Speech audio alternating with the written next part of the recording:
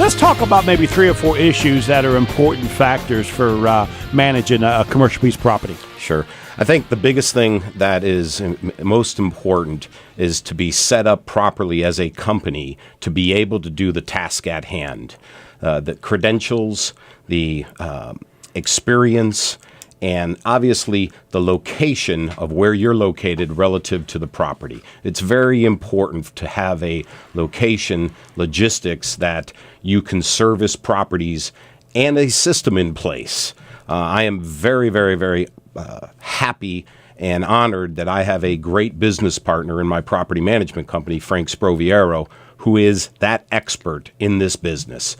I have done it for years and years, but nothing to the tune that Frank can do it. You know, there's a couple reasons why I like using property management companies instead of me doing it myself. And the first one is you guys do a really nice job of qualifying the tenant, so I don't have to keep going through this every 2 years. Can you talk a little bit about that? Yeah, very important part of the process.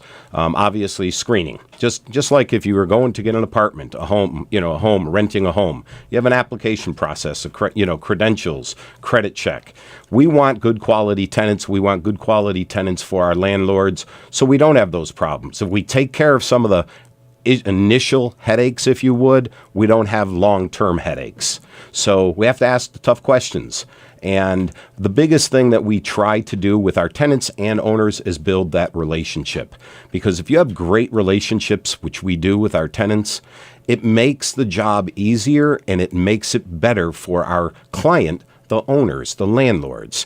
It makes it just so much easier. And if you do it right, we only have to do it one time instead of 4 times in 10 years. That's exactly it. You have to do it right, Joe. The next reason I really like a property management firm is the payment structure, the payment system. It seems as though if they're paying a formal management company, they take that payment and the timing of that payment much more seriously than if they're just supposed to drop a check by my house on Tuesday. Yeah, it's kind of interesting. You're absolutely right. On this show by now, Tom, you should know what you're supposed to say is exactly. So with that, when you are a sole owner going to collect payment, there's a lot of emotion at times. There's a lot of sympathy. And not that we can't be sympathetic to situations, but it's business. And we have an owner that wants cash flow, an owner that wants on-time payments, an owner that wants that contract, that lease, to be enforced. And it's business to us. We have to do what our contract with our owners tell us to do and collect rents and collect them on time. So there's a little part of our business that becomes a collection agency. At times, we don't like that part of the business, but it is part of it, unfortunately. I'm going to tell you something that I figured out over the years, and I'd like to get your opinion on whether you agree with this or not.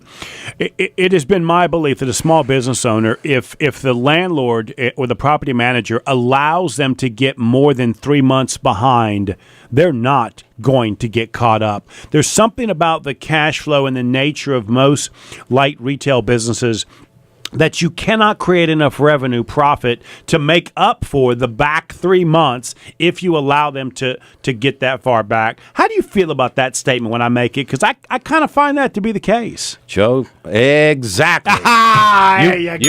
You're stating a very true fact, because that is a hole that most tenants can't come out of. And it is something that should be addressed way before that amount of time period.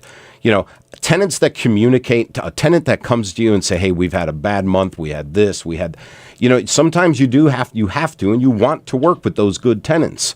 But when somebody starts getting late on rent and habitual late on rent, you've got to address it immediately. You can't wait 3 months, Joe. Good. So again, Tom, if somebody wanted to reach you, how can they reach you, buddy? My cell number is the best, 704-904-7276.